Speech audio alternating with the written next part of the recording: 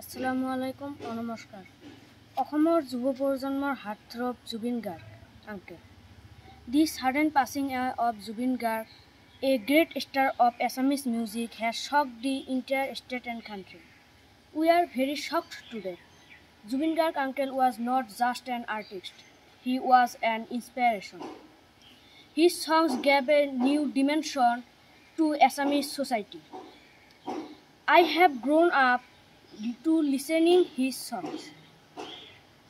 I cannot believe he is no longer with us. He will always live with us. His songs will always inspire us.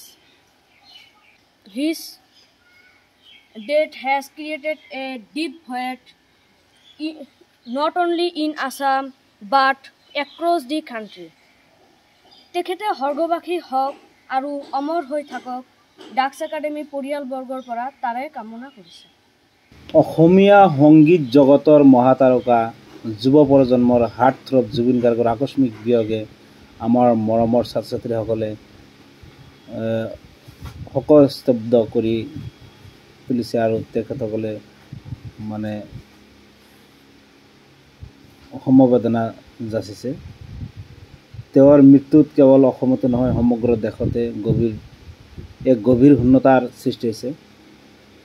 এই শিল্পীগৰাকীৰ গান যিবিলাক গান গাইছে বহুত ভাল ভাল গান দেশৰ কাৰণে গাই গৈছে।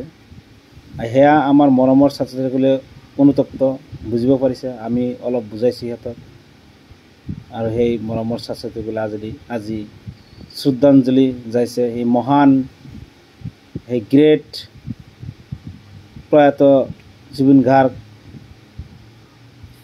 যিজন আমাৰ অসমৰ নহয় ভাৰতবৰ্ষৰ এজন মহাতাৰকা নক্ষত্ৰ। জুবিন গাৰ্গ কেৱল এজন শিল্পীয়ে নাছিল, তেওঁ আছিল এক প্ৰেৰণা। তেওঁৰ গীতে অসমীয়া সমাজত এক নতুন মাত্ৰা দিছিল। তেওঁৰ অবিহনে সংগীত জগতত এক শূন্যতাৰ সৃষ্টি হ'ল, এয়া পূৰণ কৰা সম্ভৱ। তেওঁ মোৰ প্ৰিয় শিল্পী আছিল। তেখেতৰ গান মই শুনি ডাঙৰ হৈছোঁ। মই বিশ্বাস কৰিব পৰা নাই যে তেওঁ আমাৰ মাজত নাই। সেয়া আমাৰ মৰমৰ ছাত্ৰ ছাত্ৰীসকলে আজি উপলব্ধি কৰিব পাৰিছে। আজি ডাক্স একাডেমীৰ মৰমৰ ছাত্ৰ ছাত্ৰীসকলে প্ৰাৰ্থনা কৰিছে, ভগৱানৰ ওচৰত আল্লাহৰ ওচৰত প্ৰাৰ্থনা কৰিছে যাতে ডক্টৰ জুবিন গাৰ্গে স্বৰ্গবাসী হয় আৰু তেওঁৰ বিদেশী আত্মাই চিৰশান্তি লাভ কৰে। তাৰ কাৰণে শাৰী পাতি আমাৰ ডাক্স একাডেমীৰ কণ ল'ৰা ছোৱালীয়ে আজি কান্দি আছে।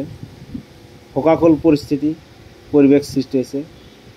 ইমান মানে ল'ৰা ছোৱালীবিলাকে কাতৰ হৈ গৈছে আৰু ডক্টৰ জুবিন গাৰ্গ যুৱ প্ৰজন্মৰ হাৰ্টথ্ৰব জুবিন গাৰ্গৰ আকস্মিক বিয়োগে সমগ্ৰ ৰাজ্যকে শোকস্তব্ধ কৰি তুলিছে।